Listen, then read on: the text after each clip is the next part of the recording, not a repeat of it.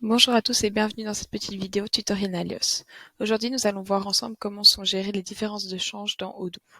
Donc tout d'abord, on va se rendre sur le menu comptabilité juste ici. Et enfin, on va aller dans les configurations juste en haut.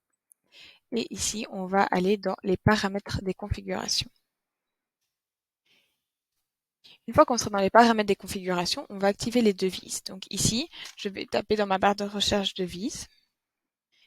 Donc ici, je vais pouvoir activer de nouvelles devises. Donc par défaut, ma devise est en euros et je vais pouvoir cliquer juste ici pour aller activer de nouvelles devises. Donc je vais le faire ici et ensuite ici on va avoir la possibilité d'activer différentes devises déjà existantes dans Odoo ou d'en créer des nouvelles si besoin.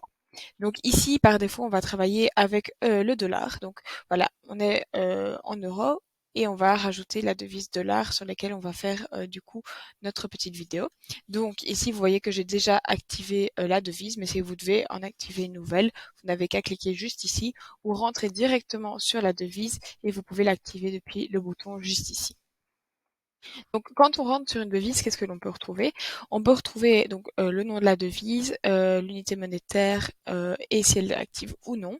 Et on peut également retrouver les différents taux pardon, euh, de cette devise en question. Donc, par exemple, ici, j'ai enregistré un taux au 1 du 9. Donc, on voit bien que pour 1 dollar, j'avais besoin de 2 euros, alors qu'au 30 du 9, on voit que 1 dollar est égal à 1 euro. Une fois que vous avez paramétré et activé les différentes devises qui étaient nécessaires, vous allez pouvoir également définir sur quels critères les devises vont être du coup mises à jour. Donc ici, on va aller chercher le taux de change. Donc exchange, voilà. Donc ici, on peut voir que on a les différents journaux qui vont être le Post-Exchange Difference Entries. Donc ici, on va choisir sur le journal dans lequel va se mettre la différence de change, le compte de produit et le compte de perte. Donc c'est-à-dire que si j'ai un profit suite à ma différence de change, le profit en question va être imputé dans le compte que je retrouve ici. Si j'ai une perte, il va être du coup imputé sur le compte de charge que je retrouve juste ici. Et ensuite, on va avoir sur quelle fréquence les taux vont être mis à jour. Donc le taux de change automatique, on va pouvoir choisir l'intervalle sur lequel il va être mis à jour et également le service qui va du coup mettre à jour ce taux.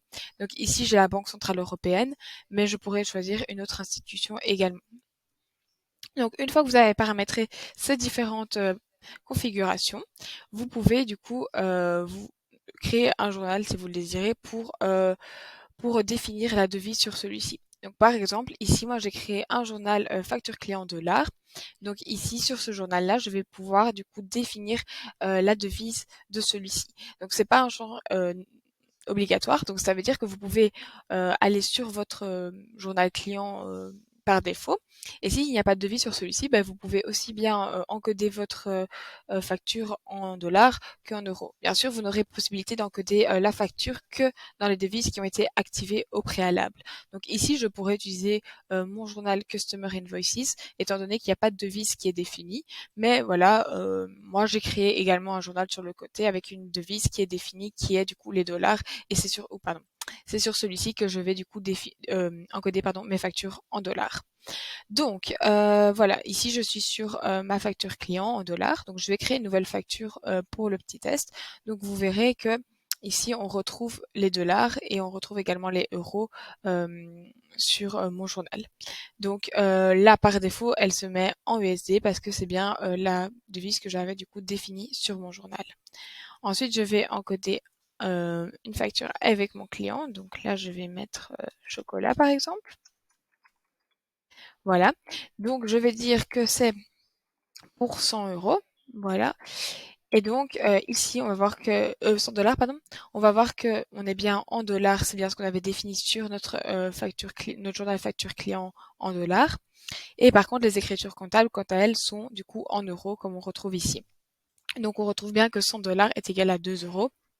C'est ce qu'on avait paramétré pour le mois d'octobre.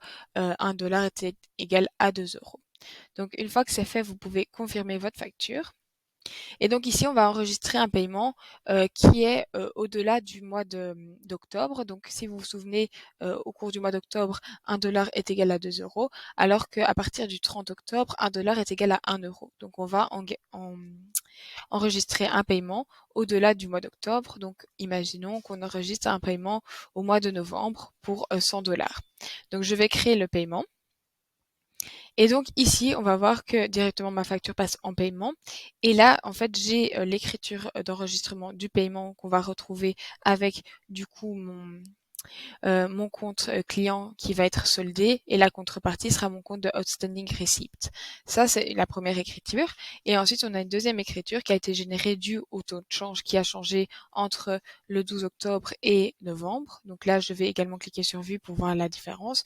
Et donc, on retrouve bien une différence de 100 euros. Donc, si vous vous souvenez, j'étais à 100 euros et ça avait engendré une écriture de 100 euros dans ma comptabilité, mais avec le taux de change, du coup, ben, j'ai cette différence de 100 euros qui est imputée du coup à mon compte de charge que je retrouve juste ici. Je retrouve également que c'est le journal Exchange Difference qui a été imputé étant donné que c'est le journal que je définis dans les configurations de ma comptabilité pour les différences de change. Voilà, j'espère que cette petite vidéo vous aura été utile. Je vous souhaite une bonne journée.